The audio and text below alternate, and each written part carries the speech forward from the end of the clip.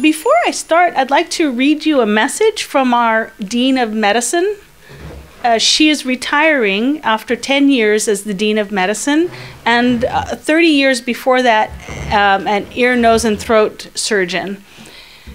She sent a message saying, "To be a great doctor in today's landscape requires more than understanding the science and art of medicine.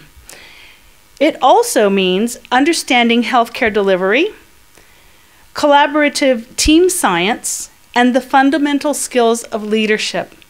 So physicians will always be the leader of the healthcare team, but increasingly what she's saying is that we as providers, pharmacists, physicians, every provider, has to be an integrated part of a team. And we'll talk a lot about that today. She didn't know I was talking about this, but it's interesting that that was her goodbye and message to the young people now that she's retiring. So anyways, everybody calls me Dr. D because I have one of those horrible Greek names. I'm actually a Hawaiian Greek. I know this is very strange, but this happens in America, you know. I work at the schools of public health and schools of medicine at the University of Louisville, and I met Dr. Neumann-Podczaską as a Fulbright scholar. Did I say her name right? Okay, good, good. I've been practicing. Okay, so this was me growing up in Hawaii. Tan all the time, tomboy, like a boy. I like sports, and I hated school. But then I was rebellious, and my family went to another school called University of Southern California. Everybody went there. So being a rebel, I went to UCLA. So this is not a nice joke, but it makes us laugh. And the reason that UCLA is important, you've heard of the Beers criteria, maybe? So I went to residency with Mark Beers. And so I am not so good at polypharmacy because I'm smart. It's because of the program that I trained in. It was all about polypharmacy. So after that, I worked as a long-term care consultant. In America, pharmacists have to review the chart every month by law for medication problems. That's been that way since 1980. That was my career until I came to academia mid-career to University of Louisville, where I'm teaching, pharmacy students. Well, we don't have a pharmacy school. Some pharmacy students, medical students, dental students, basic pharmacology, and clinical precepting. Plus, I have a polypharmacy clinic once a week. And after doing that for about 10 years, my mission was to try to figure out how do we improve polypharmacy? Because in our region of the country, we have the highest level of polypharmacy in the country, which is the highest level in the world. It's very embarrassing, but it's true. We also have a lot of chronic disease and a lot of obesity. And those all go together, right? So that's part of the problem. But when I started working there, I thought, well, if I could just teach the young doctors how to manage medicines, that's going to fix it. And I started writing a lot of continuing education and education about it. And I realized that the clinical skills is not everything. There are system drivers of polypharmacy and poor medication outcomes. So that's what we're studying now. And I'm going to talk a little bit about this and why successful medication management must be done in a coordinated fashion, much like a heart beating, right? You can't have it beating chaotically, it won't work. But if you manage medications in a coordinated fashion, in a team, implementation, science fashion, that's probably the only way we can do it. And I'll show you some evidence. So if you look at the leading causes of death in the United States in 2019, accidents were the third leading cause of death. It's always heart disease, cancer. Accidents were not third until 2016. And those accidents are opioid overdoses. That made it go from 10 to third. Of course, COVID hit and it became third. Now it's dropping down. But a colleague of mine looked at non-optimized medication use, meaning we're trying to use the medicines correctly, but we're not. And how many deaths does that cause? He found that it causes enough to be ranked the 3rd leading cause of death. But the Centers for Disease Control in the United States does not count medication-induced death. They only count the diseases you see listed. So medication morbidity and mortality are this kind of hidden problem. It's there, but it's not recognized very well. And part of it is because the evidence, the medical evidence that we have, is only evidence that's funded to be studied. So who's going to fund the study of non-optimized medication outcomes? Not the pharma companies, and probably not my government, because they are friendly with the pharma companies. So you can see that this is a serious problem that can really improve outcomes if we could improve medication management.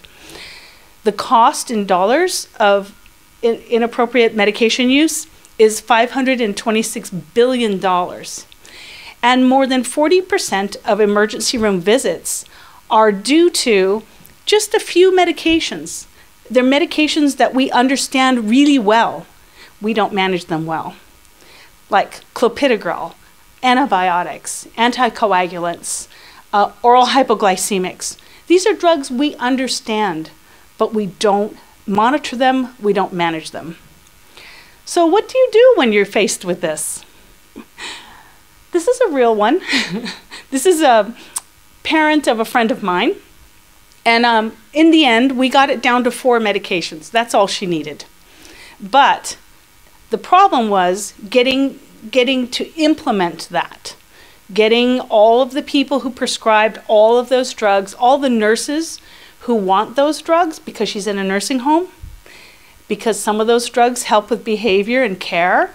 How do we get all these people to agree she only needs 4 drugs? It's not that easy, but we have to start by understanding everybody's perspective and then including everybody. So there's a lot of components that go into poor medication outcomes. We'll start with components of polypharmacy. As mentioned, it's not very well characterized in the literature. There's plenty of studies on diabetic management. There aren't a lot of studies on polypharmacy. Again, it depends on who funds them. We have to understand the societal journey. A lot of you are too young to remember a time when we only had 1 doctor, not 4 or 5. We only had a reference book of drugs that was about this big. Now it's 10 times as big. So part of it is in society, we have a lot of medications and they're very high tech and we haven't understood how to approach them. Also, we have to think about where it's going. So we'll talk about that. There's a strong need for medication literacy. This is where a lot of my research is. We have a paper coming soon, and I'll talk about that in a minute. But individualization of care has a lot to do with literacy and how organizations approach literacy. I'm not sure how it is in Europe, but in the United States, the doctor only gets 15 minutes with the patient. Is it the same? Okay. Okay. So you could see that if you have a list like the one before, no one is looking at the whole thing. It's just not happening. Okay, so that's an organizational and a policy problem. There's also health systems and policy. There's incentives in our system. There's incentives towards polypharmacy. I'm sure in yours too. Some of those incentives are HA1C, for diabetes. If the target is 6 and you get paid more if it's 6, percent HA1C, then people are going to prescribe more. That's the only tool they have in 10 minutes. So it doesn't matter if those drugs are appropriate or if they're actually effective. We just keep trying because we got to get to those goals so we can get our money. So it's policy. And then there's prevention. And prevention has a lot to do with the patient, their understanding of the medications they're using. Also, predictive risk modeling. This is an area that I work in, and that's more big data. Right now I'm looking at rivaroxaban, and we have a lot of data on who has a bleed, who has a clot, basically treatment failures, and we can model who's going to have that.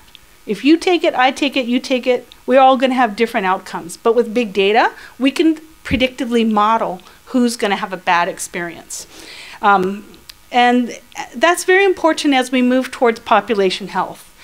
Post-pandemic, post-COVID, health resources have become very, very tight. So we have to have better population health, which unfortunately hurts individualized care. Another problem, as mentioned, we have too many cooks in the kitchen, right? For every one medicine, every one of these cooks has a different view. And there's no chef, there's no captain of the ship. And so that's part of the problem. So let's do a little thought experiment. I want you to think about lisinopril and fluoxetine, very common drugs. And I want you to think about, first of all, what is the purpose of each drug? How are they supposed to be taken? Are there any special instructions? What are the top 3 adverse effects? And don't tell me that they don't have at least 3. Everyone has at least 3. What are the drug interactions? So I'm going to let you think about that, and then I'm going to tell you what comes to mind when I see those drugs. And the point is, you'll see that we all think of the same drug a little differently. And so that's part of why it's very hard to coordinate care. And then think about, what do your patients think about those drugs, right? So when I think about lisinopril, I think about renal protection and blood pressure. I think about take it once a day. I think about, okay, if you skip a day, take it, just keep taking it, don't double. I think about renal protection, but also renal impairment. If you mix it with some things like diuretics and non-steroidals, think about high potassium. And I think about, of course, monitoring blood pressure, monitoring renal function. Fluoxetine. And I think about cough. A lot of times patients have cough and they don't know it's because of that, right? Okay. What about fluoxetine? I think, okay, it's once a day. It's super long acting. So if you skip a day, so what? If you abruptly stop it, so what? It's going to take 4 or 5 days to get out of your body. I think it's serotonin syndrome, low sodium, movement disorders. Sometimes you can get akathisia. Drug interactions, lots of drug interactions. And what is it used for? OCD, depression. It has a pretty strong norepinephrine kick. But how do you think our patients see that drug? Antidepressant, right? That's it. They don't think, oh, if I'm bleeding, maybe it's because of that. They don't think that. And oftentimes, neither does anybody else. But that might be the cause. So the point is that we have such complexity in medications that we're having a little difficulty as society having common literacy. And that's why the only way to effectively deliver medication management successfully is in a team. We need everybody's brain together to look at the same drugs. So maybe we can catch everything. That's the idea. So just to give you perspective, it wasn't too long ago when, pharmacists were selling drugs directly to people. There was no mass manufacturing of medicines, right? Pharmacists made medicines and sold them to people. Some good ones too, like cocaine and heroin and stuff like that. And that was a very product-based transactional practice. And then came about World War II, after World War II, the mass manufacturing of medications. In those days, before World War II, most doctors and most pharmacists understood every medicine out there thoroughly. But once mass manufacturing came, the pace of new drugs increased dramatically. to the point that once we mapped the human genome in the 1990s, all of a sudden we now have biologics, right? Because we had the ability to create proteins by, gene splicing. So in the United States, you'll see here that, we had a lot of problems early on in manufacturing. We had the thalidomide tragedy. You might be familiar with that. You might be too young for that. But it was a psychoactive med that was used by housewives. And a lot of babies were hurt by this drug. And so the government had to pull back and say, oh, maybe we need to regulate things a little more. It wasn't until I was in school that this Orange book came out. It was a regulatory book that said that a generic had to have equivalency with other generics and certain brand drugs. Before that, that didn't happen. So you would have that kind of risk. And then the same with the biologics. Now we have a purple book. And they're really having a hard time getting people to standardize, what's a biosimilar and what are the kinetics of a biosimilar compared to the kinetics of a main, an original biologic. People don't know. And they treat the kinetics of biologics as if it were a small molecule, like half-life, it eliminates into your body, out of your body in 5 half-lives. Well, that's not necessarily true with a biologic. Let's take omalizumab, the IgE inhibitor. It has a half-life of 26 days, but it has a pharmacodynamic half-life of like 5 years. So if you get into trouble on that drug and you stop it, don't expect the activity to stop. It's not going to stop for a long time. So these are the kind of high-tech questions that we're all having trouble keeping up with. And again, that's why it takes a lot of people to take care of one person. And that just kind of shows the modern era here. Okay, so that's me. I'm always lost. Hey, I was lost yesterday in Chicago for a long time. Now there are 20,000 unique drug entities on the market. There's about 60 that come on the market every year, and there's 300,000 over-the-counters. And then there's supplements and vitamins. So just to give you an idea of how hard it is to keep up with everything. So don't you think maybe the pharmaceutical companies should be a little more responsible for this?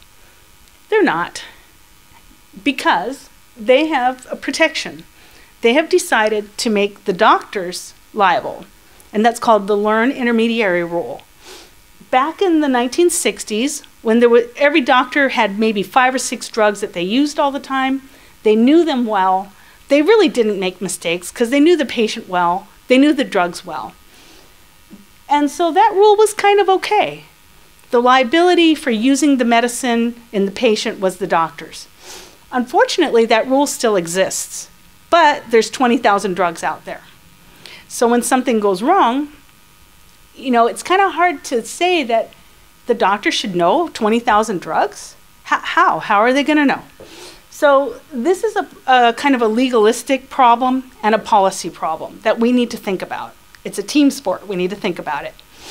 Also, I don't know, in Poland, do you have direct-to-consumer marketing? Advertisements for drugs? Marketing? Yeah? Okay, because in the United States, that was illegal until recently.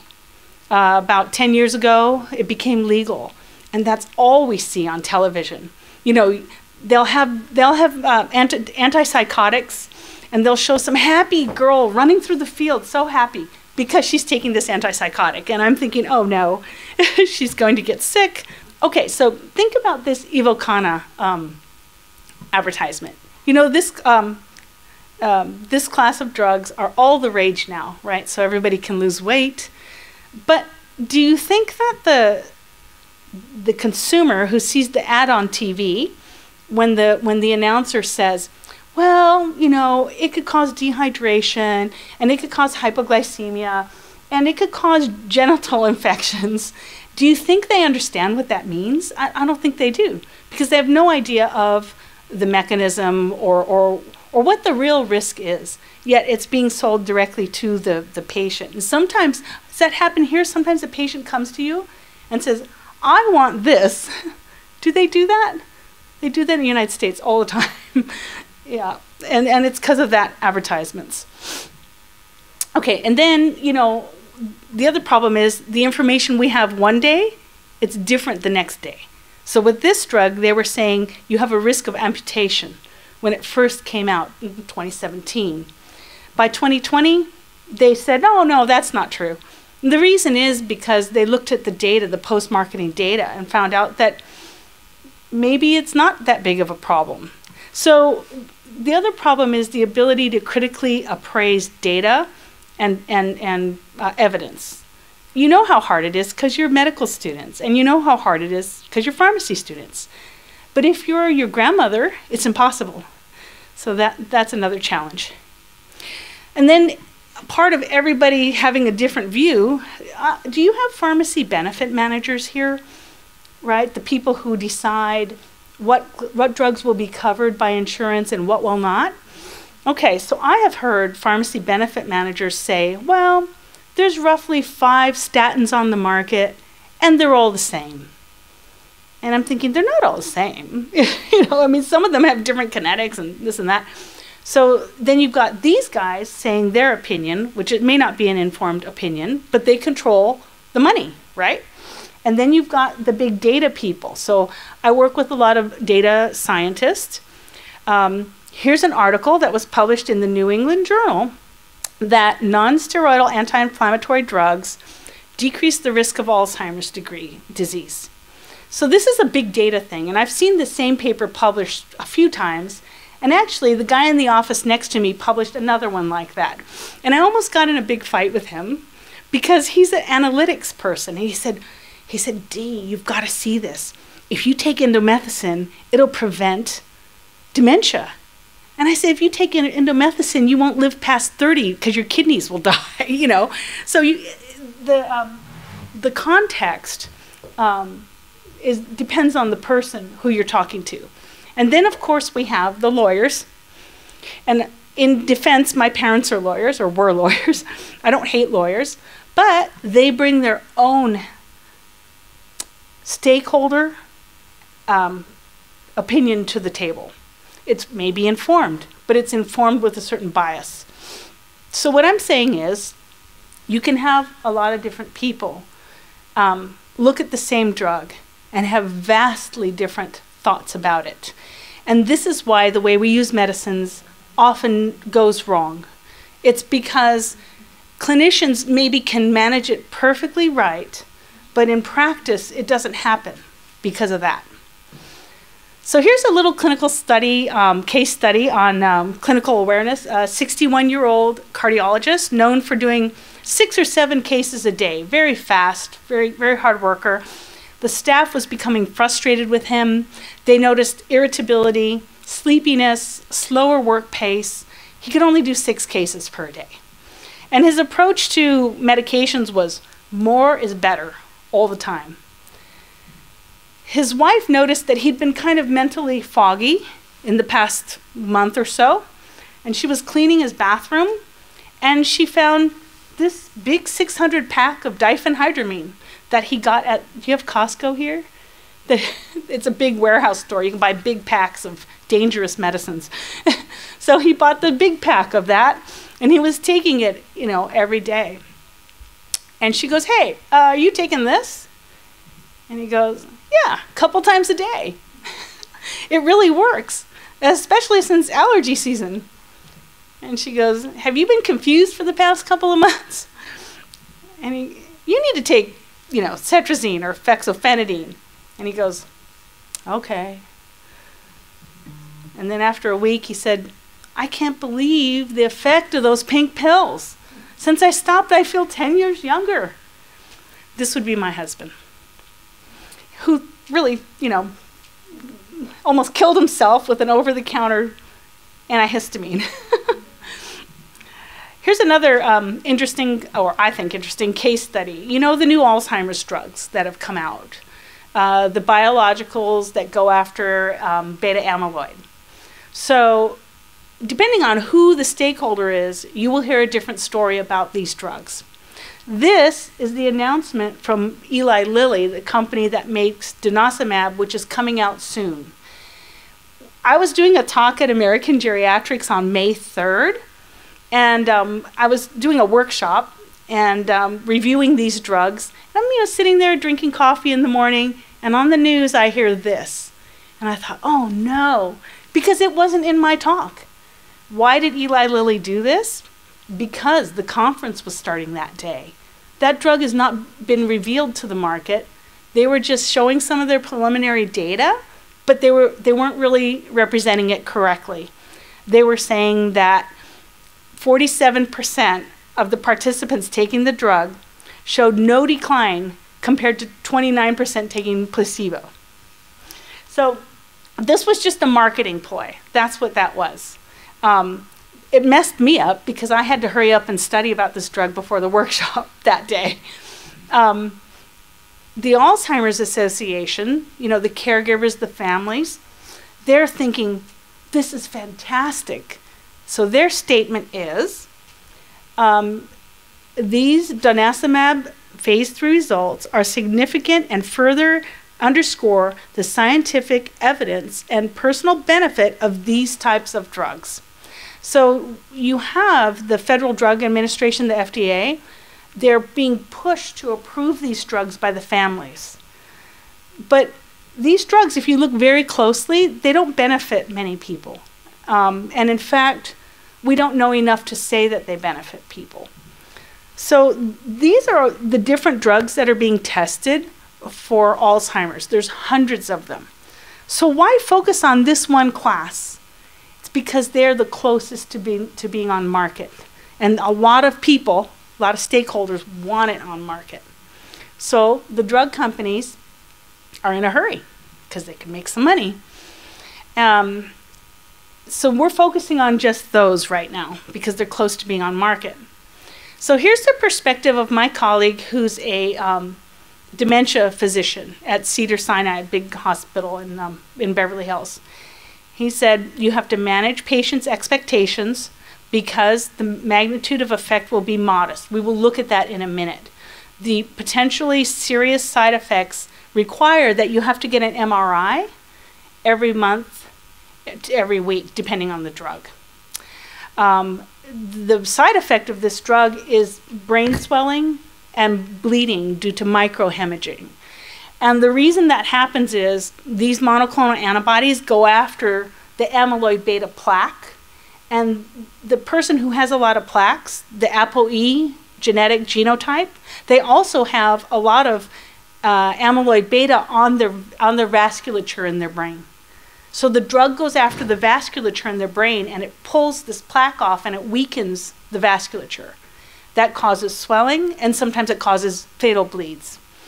So if you have Alzheimer's, you have to really think hard about the risk of taking that drug versus the benefit. But to think hard about that, you have to understand the benefit. So let's take a look at the benefit. And I'll hurry up here just to get to that. Let's take a look at that first drug that came out, anakinumab. So the CDR-SB difference from placebo looks pretty good. It looks like 22% is pretty good, right? But the CDR-SB only declines by 1.74 in the placebo on an 18-point scale. And the difference between placebo and anakinumab is only like 0.26. So would you risk having a brain bleed for that? And you also have to consider the ADAS-Cog scale. Well, I'll show you the scales. Hold on. Here's another example. Lecanemab, that's the next one that came out.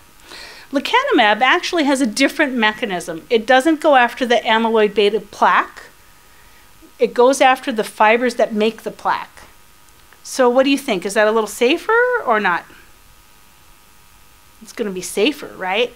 Because if the plaque is on the vasculature and the monoclonal antibody attacks the vasculature, that causes a lot of harm.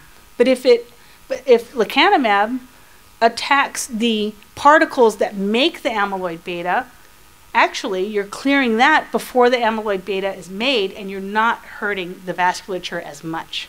So, as predicted, that's what we're finding out. Here are the statistics on how lecanemab does in terms of improvement versus placebo. Also very small improvements. Your CDR-SB score is on a 1 to 18 scale, and we're only talking about a 0.45 improvement. It's not much. If you look at ADAS-Cog14, a 0 to 90 scale only realizes a 1.44 improvement. So when you look deep into the literature and you try to understand, how these work, pharmacology is very important. It's not taught well enough, I think, but it's very important because that can help you predict how a drug's going to behave, right? So lecanemab works here, right here, in this area. And aducanumab and donanemab, the new one, works here. And these are stuck onto the vasculature and the nerves, and then you can get some damage. But if you prevent them, okay, maybe that's going to help people in the long run. And if you look at binding affinities of the different drugs in that category, the lecanemab has a much stronger binding affinity for the soluble, the pre-beta amyloid particles. So that's a good thing. Here's it's called ARIA-E, that's the brain swelling, edema, ARIA edema, and then ARIA-H, which is the hemorrhage. If you look at aducanumab compared to lecanemab, lecanemab looks way safer. So I was at, American Geriatrics with a big workshop, and I was very nervous about stating that. So I had to say, it looks like it's safer. So now it's been 3 months, and now the insurance companies are getting ready to pay for lecanemab because I think it is safer. But it goes to show that if you pay attention to your pharmacology and you make sure that your literacy about these things is strong, you can kind of predict, critically appraise which drugs will be better and safer and more effective or not. Right now, a lot of times when we prescribe and we recommend something, it's because of efficacy data. Not toxicology data, not mechanistic data, but efficacy data. Who sponsors efficacy data? Studies. The drug companies, right? So you can't just go by that. Okay, so now how do these two drugs look? They look a little different, in my opinion, than what Eli Lilly says or what the Alzheimer's Association says. So let's kind of get back to just regular polypharmacy.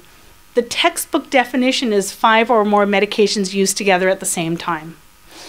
I like more medications than are clinically warranted, but if you think really hard about it, it's a random, uncontrolled experiment. And the problem with that is we try to practice evidence-based medicine, and we have a lot of evidence that certain combinations of medicines can control certain conditions. Diabetes, blood pressure. But we have zero evidence about how those drugs are used in the individual. We have no idea. We don't know about adherence. We don't know, I've had a lot of patients who are taking a lot of, 4 antihypertensives, but they're taking over-the-counter ibuprofen on the side. But nobody knows that, right? So it's kind of a random experiment. And that's why team medication management is important, because you have to get a clear idea of what's going on. And you can't do that in a 10-minute office visit. It's not possible. So how are we managing polypharmacy? Well, you saw the statistics in the United States. We're not doing a good job. We have the 15-minute office visit. We have guideline-driven care that drives polypharmacy. And let's think about the healthcare system. Every stakeholder in the system has a different incentive. So we have, the pharma company and the drugstores, they get paid to sell products. We have the hospitals who get paid to fix problems and then send people out. We have specialists who get paid to fix hearts, kidneys, or knees. But we really don't have anybody who gets paid to manage medications. We have data stakeholders who get paid to sell data, but they don't have an incentive to share data. I don't know if it's the same here, but we can't get our hospitals to share data at all. They will not share. For the same patient, they won't share without special permission. And that's because that data is of value to them. So we have to, at a system level and a policy level, fix that, or else we can't do good medication management. And then up there you have the payers, the insurance companies, and their perspective is, how do we spend less? So basically, we've got this game going on. And that's why in the United States, for 40 years, we've been trying to solve this problem, and we haven't done a good job at it. The one thing that the pandemic taught us was something very interesting, because now we can all communicate for the first time in human history by Zoom and by Teams and simultaneously. This could be a game changer for us because we can coordinate people for the first time in history. So I'm optimistic that maybe things will change because we have a chance now. Some good things did come of the pandemic. The other thing to remember is that healthcare is going from selling a product or selling a service to value-based care, population health. In other words, providers are getting paid for better outcomes, right? It used to be that even if you had a bad outcome, you got paid. But since in the United States, since 2012, they're trying to enforce what they call value-based care. So that's called population health. And when you're getting paid for better outcomes, then that takes the incentive system from what we saw before, which is everybody has an incentive to do their own transaction, to let's work together to get paid to make these 100 patients do better. And that incentivizes team-based care. And the one thing you really have to think about in terms of team-based care is how much time do patients spend with us? So I did this calculation of if somebody's in the hospital for 5 days and they go to the doctor 4 times in 1 month, they only spend 120 of 600 hours with us. We don't know what they're doing in those other hours with their medicines. We have an idea, don't we? Just by watching our parents and our grandparents, we have an idea. So here's a case of a lady who came to our office who kept coming back with severe hypertension. We would add another medicine. She was on 3, we added 4, and she'd come back at like 200 over 89 every single time. So finally, our geriatrician told her to bring in her medications and show us. Meanwhile, in terms of value-based care, we would get paid more if we could get her to 140 over 90. But we couldn't because we kept giving her more meds and she kept coming back high until she brought her medicines in. And when she brought, these are her little medicine boxes, and what we found were, remember, she's taking 4 antihypertensives, but she really wasn't. At home, she was taking Lortab. Lortab is hydrocodone, sorry. She was taking a multivitamin. She was taking methylphenidate, which wasn't even on our list. We didn't know she was taking that. She was taking digoxin. Metoprolol, we did give her. Aspirin. But really, she really took the methylphenidate and the hydrocodone religiously. She took it every day. So when we talked to her and we asked why, and we said, where did you get the methylphenidate? She said, I've been taking it for 35 years. I can't live without it. I can't think without it. So to her, that was super important. But we didn't know that until she brought her medicines in. She also took the hydrocodone every day. And that kind of goes to this principle that when patients adhere to medications, when they perceive that they're effective. So when you take a blood pressure medicine, if you don't measure your blood pressure, you probably don't know if it's effective. But if you take a psychoactive drug, you know it's effective, right? That's why people take their, benzodiazepines every single day. They don't skip because they take it, they get an effect, and then that makes them want to take it again. And that's based in the social sciences. A guy named Bandura, a long time ago, discovered that people adhere to good health practices when they understand and feel like they have power over it. So this is another principle in value-based team care, is if you take the time to teach somebody, like say she's taking her hypertension medicines, teach her how to take her blood pressure, involve her in the care, and then she will be more adherent. So what happens when we do team-based medication management? This is my friend Tim Cutler at University of California, San Francisco. He's in an ambulatory care clinic, meaning a health system clinic, not in the community, but in a health system.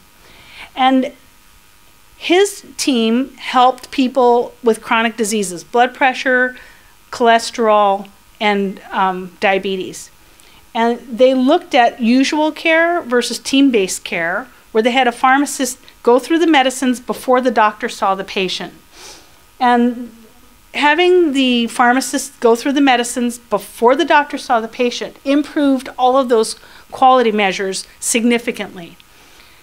The other thing that having the pharmacist go through the medicines first did was make it so the doctor could see more patients faster and bill higher because they had better data. So it was a good thing for the doctors, it was a good thing for the outcomes, and it was a good thing for the pharmacist and for the patient. Here's my own version of that. We do that in my clinic before the patient sees the doctor, because these are old people. We ask how their medicines are going and we interview them. And we would find reasons why people were not making their quality goals. And some of the reasons were kind of interesting. Like this one here is about hypertension. So why wasn't the patient number one, the 82-year-old, at her hypertension goal? Because she had been in the hospital and she was sent home and she didn't understand which drug she was supposed to take. That's not something that would be caught in a normal visit, in a normal 10-minute visit. So it's the little human aspects that the pharmacist can often pick up on, or the nurse. This is such a powerful tool that this is the CEO of Walgreens. Walgreens owns Boots. I guess you have Boots here. What they're trying to do is put pharmacy and urgent clinics in every community. And the reason is being embedded in the community allows them to be the eyes and the ears of the medication management team and the healthcare team.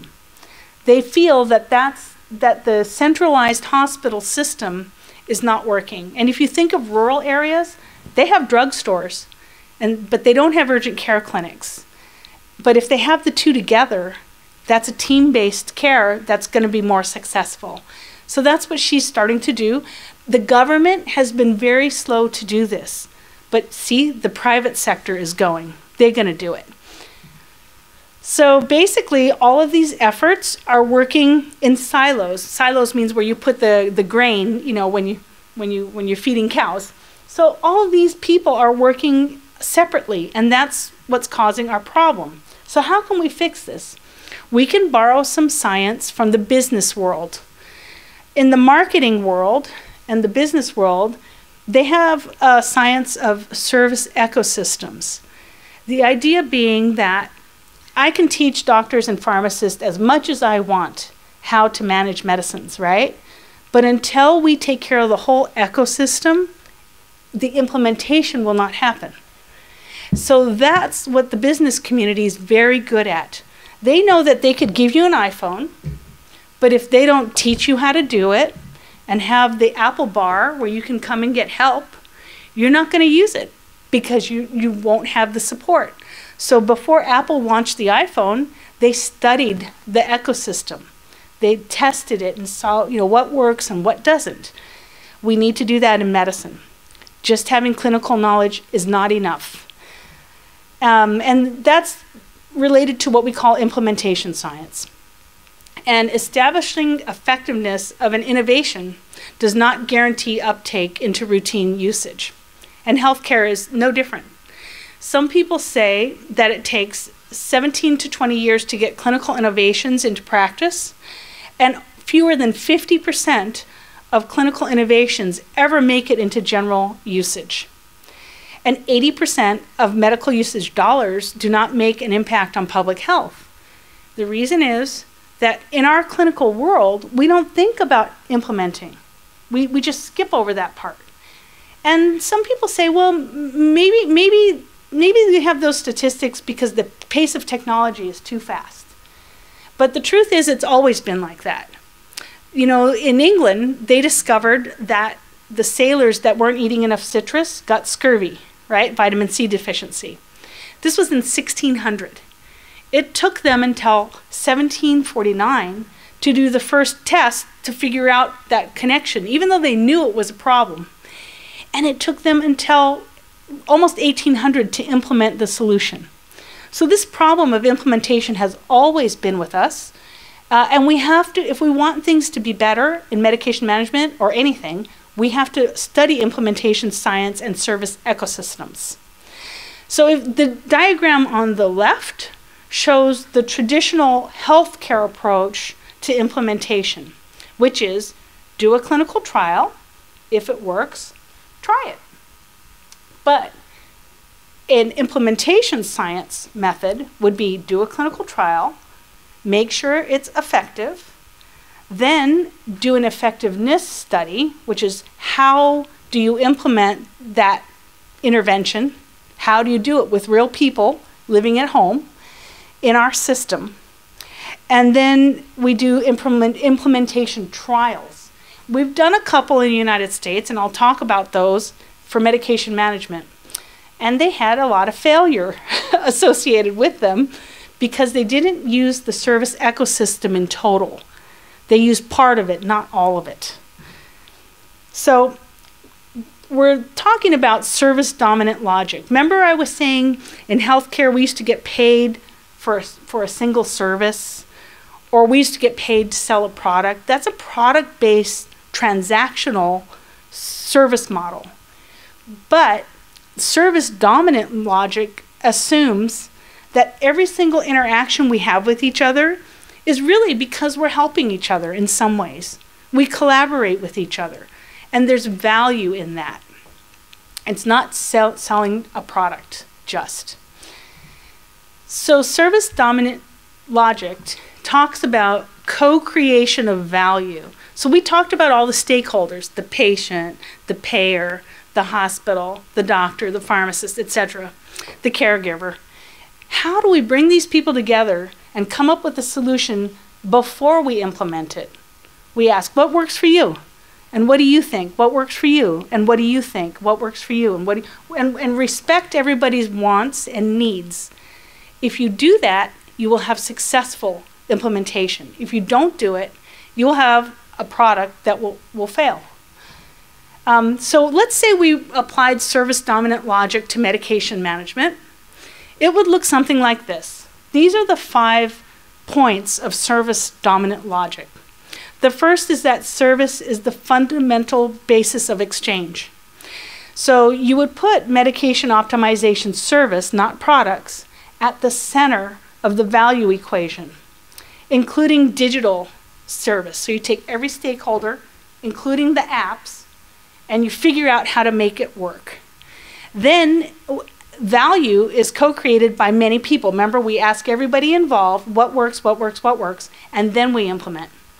All social and economic actors, that means stakeholders, are resource integrators.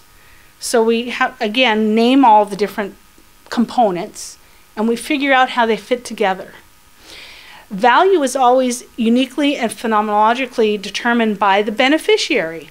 So only the beneficiary of the service can say whether it was a value. So we all know patients whose medications failed terribly, and some of them are mad because they lost a loved one. They would say that was not a valuable service, right? But then we know people who had success with their medications and they're grateful. So to them, that service is valuable. So that's really important, that the value is determined by the beneficiary.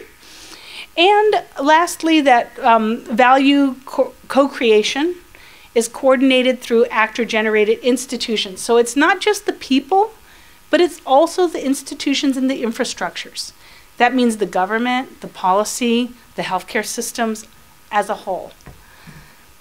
So an example of this is kidney failure. Kidney failure is a very similar problem to medication management. For a long time, even now, we have a hard time doing a good job with kidney failure, right? Because it's so complex and there's so many stakeholders and so many problems to deal with, right, for success. And so there's a group called KDIGO. It's an international kidney group, and it's independent. It's led by volunteers. It's all over the world, including the patients and the doctors and every stakeholder.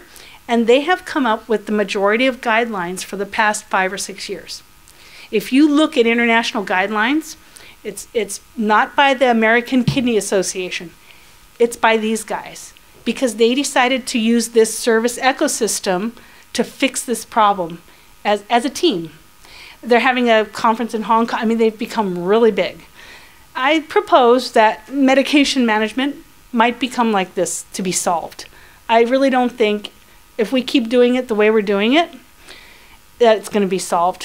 For example, I kind of made a map, an ecosystem map. It's not complete, but you can see that you have all these problems and stakeholders that are involved with medications, and then each one of those nodes has sub-problems and sub-stakeholders, right?